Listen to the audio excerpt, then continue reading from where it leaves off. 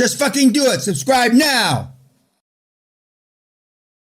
2022, what will be the number, what the numbers are in 2022. And we see that the revenues are declining strong. And we are now figuring out if the cash flow is even there.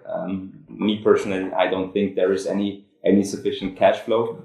And also we have a special structure in terms of money and also liabilities who you want to take over. So you want to do a share deal, GmbH, and also take the savings or the cash and the liabilities with you. But maybe you will go through this special situation by yourself. You show us. What are they basing the forecast for 2022 on? Yes, actual numbers for December, I think you said. I have the numbers until October. October. 2022. Okay, so for November and December, what are they going to base those? How are you going to forecast those numbers? Based on the first 10 months, or what? Yes, we'll make an average for the first 10 months, and I will. Usually, you don't have a lot of seasonality in there. No, you don't have. You can. And the numbers for 2022 are down from 2021. A lot. Top line. 25% top line decrease. And we argue, he tells us that the net income rose about 100%. That makes no sense. You mean the sellers selling this? Yes. So I don't believe that, to be honest. That doesn't make sense. And this is in Germany. We're in Germany. In northern Germany. Okay. So that's the first thing. And the second thing is the liability. So they have set up a pension. And he wants to take over the liability to pay pension for about 600K over the next 10 years. When you say he, you mean the seller wants to take over the liability, or the buyer? The buyer. Buyer wants to take over the liability? Yes. Okay. Why?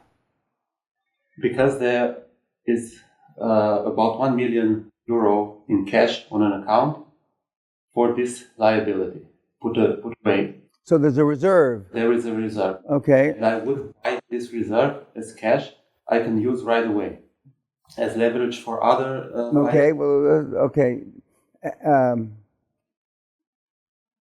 Back in the day, we would buy overfunded pension plans. Let's say the liability, let's add some zeros.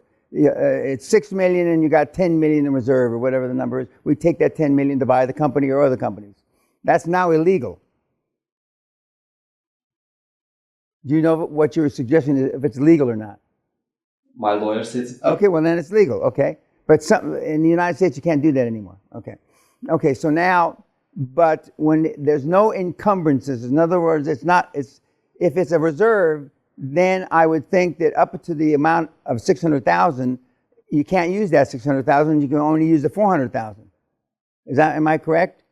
Yes, actually, you can use all the money if you also have other reserves. So if I will do more than one deal at a time, so we will have more cash flow, and perhaps at the beginning for the first 2 or 3 months we will only be able to use the 400,000. But after this period of time, we will definitely be able to use all of the money because you're going to have additional collateral someplace else. Well, I'd ask your lawyer again. I don't believe that. So I think our conclusion was that it's a turnaround case from the P&L perspective, from the cash flow perspective. Mm-hmm. And I think for the first deal, in my opinion, with these liability structure, they're quite complicated. So there's no cash flow to cover debt service? I don't think so. Definitely there is. Well, the EBITDA is positive, better here than 2021. We didn't talk about that yet. Yeah, in 2021, there's an EBITDA of 50K with a revenue of 1.1 million. And now you have 800K with an EBITDA of 18K, that 800K revenue with 80K in EBITDA. Okay, well then you would have to ascertain, one, if that's real. Yeah. Okay, these aren't audited numbers, right? No. Okay, these are just numbers, QuickBook or something. From the accountant, from the seller's accountant, I also don't trust these numbers, so my accountants will this number. Okay, as part of the due diligence.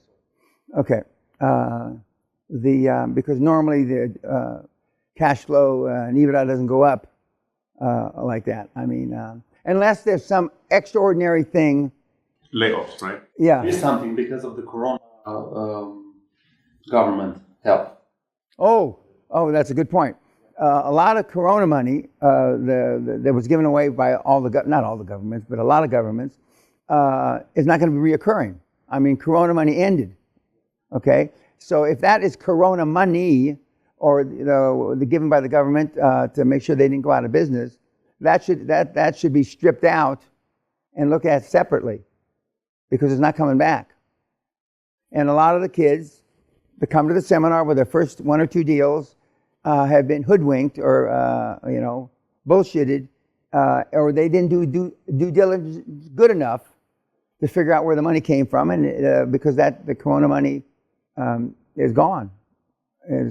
Although there was, depending where you were in the world, there were at least 2 issuances of money given by the governments, and in some places in America, there were 3 times. So without the government money, they would have gone bust. So without the government money, so how much of the money was government? I cannot. That's for sure. About $100,000. Okay. Euro, sorry. Okay. Well then, I would. This has got too much hair on it for a first deal. Okay. And what has been the feedback from your board? The first feedback was the same feedback as from the group here, but the second feedback was very, very positive. And the second feedback from the bank was very positive, and on the accountants also, because she has about $1 million cash on the account. Yep. What I can imagine is that you say you take the cash positive, this 400K, subtract it from the purchase price and make an asset deal, so you don't have this whole liability. So you pay the seller 100K instead of 400K, for example, and you do an asset deal, so you don't have this shitty liability situation. To the extent that you can, of course, you can always walk away, but the extent that you can't, you want the least amount of entanglements as humanly possible, because you don't think they're going to go wrong, but they do go wrong. It's like I tell people, having children is a thankless job. Okay, they're cutie when you girl, and they're sucking on your thumb, and then they're 14 years old and they're fucking the Navy, if it's a girl, or if it's a guy, he's a cocaine dealer. So,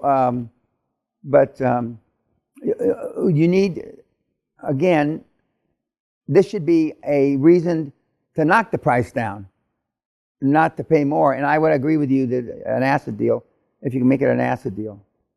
Because you don't know what other liabilities there are. Because you're liable for current, past, and future liabilities when you buy the shares. And you never know. You never know. And especially in the Corona times in Germany, where there is a lot of paying from the government, and maybe you have to pay it back in 1 year. I don't know that. That's just a possibility. And I've told this story. It's hard to believe that we made 70, this is back in the 80s, we made 70, 75 acquisitions. We're going public. And a lady shows up with a stock certificate, an 81-year-old woman who legitimate shares. What about my shares? We bought the shares, and so she owned a third of the company. Nobody knew. The stock register was wrong, the lawyers were wrong, the accountants were wrong, and there she's in her wheelchair with her fucking stock certificate. What about me? Killed the deal. A lot of lawsuits. It's easier if you can buy assets. So I think for the first deal, it's a little bit risky. Maybe the third, fourth, fifth deal, I think the first deal should be bulletproof. And then, well, when they're assets, they are bulletproof, or as bulletproof as you can make them. I mean, a lot of stuff can happen. Unfortunately, most of the stuff that can happen is all bad for you, and not necessarily good for them. But I mean, if it's bad for you and there's additional risk, but it doesn't surprise me that the bank's looking at the $1 million or €1 million. That doesn't surprise me at all, because they want, what can we get our fingers on? And $1 million for this size company is pretty big number, pretty big number. What would be the debt service? Well, it would be covered by the cash flow, definitely, at least twice. So you have two times. Can you give them 600K for the pension and you keep 400 from the savings? I don't give them anything. Anyone. I keep everything. We were talking about not keeping that, right? Because we don't know if Yeah, well, I mean, but you still have the obligation of the pension. You still have to. Yeah. Yes, it's unlikely that this pension will be paid for a very long time. But you have to have you are liable, and you're liable till he dies, and you cannot. How many employees is this pension for? One. Him. Yeah. Oh, fuck, for sure. Forget about it. I mean, you can make the deal a lot tougher. The only one benefiting from this deal is him. But the seller's the wife, right? The wife they hate gets each rid of other. the business. They hate each other. Okay. Well, that's not unusual, guys. Believe me. Just because people stay married doesn't mean that they don't hate each other. They normally stay together for financial reasons, or they say the kids. It's always that we don't want to ruin the kids' upbringing. Of course, the kids know that they hate each other, but he ought to be able. You ought to ask your lawyers: is there somehow that we can hive off the pension and let him keep it for himself? People manage their own pension funds all the time now. But what he's losing, or what he thinks he's losing, is that cash, or at least the differentiation between the 400 and the million, which is 600,000. But I mean, that's not a good enough reason to do the deal if that's the only good thing in the deal. I still don't believe that the EBITDA went up. They'd have to prove that to me. That doesn't make sense. So if the revenue goes down, the EBITDA goes up. That's red flag for me. No, I think there are a couple of amber and a couple of red flags to be at least investigated. Of course they are. There's definitely. Yeah. And I think that the couple tries to take the bullshit they have and shove it to you. That's the feeling I have. Because why would they sell you for 400K, 600K in net cash? That doesn't make sense. That doesn't make sense. Well, Mr. Peña already said that he got paid for taking business before. Yeah, well, that's illegal now. You can't do that in America anymore. We were called the robber barons. Not just me, but because there were pension. Let's say TWA, which is out of business now, airlines, had a pension obligation of 1.3 billion, and this is hundreds and thousands of employees over 25, 30, 35 years. Yet they had 2.5 billion in the pension account. So they had double, not dissimilar to what you just described. So we'd buy the company, we'd take the overfunded pension plan to virtually buy the company, or pay for most of it, or take it and buy something else with it. But you can't do that anymore. You can't take overfunded pension plans. But it wouldn't surprise me. The reason that the U.S. changed is that there was so much fraud involved, flagrant misuse of the money. In some cases, some of the guys, I didn't do it this way, just took the money and put it in their pocket, paid themselves a bonus. Some of the guys did that. I'm sorry I didn't do it, but I mean, some of the guys did it, and it was absolutely legal. It's not dissimilar. When I took an option public, I didn't own anything. And I took, an option public, but the good old days of the 80s are gone, at least for that. But now, having said that, it's easier to get deals done now than the 80s. It's easier because seller finance, even though, 1 in 100 deals got done seller finance in the 80s, 1 in 100. Now, 10 or 20 deals out of 100 may get done with seller finance. It's a more accepted mode, a more accepted methodology. The bottom line is the QLA model, you don't need any money, okay? Because most of the people that come here don't have any money. So, and when I first started 50 years ago, I didn't have any money either.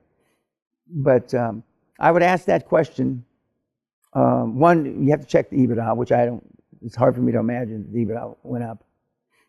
It's not impossible. There are things, yeah.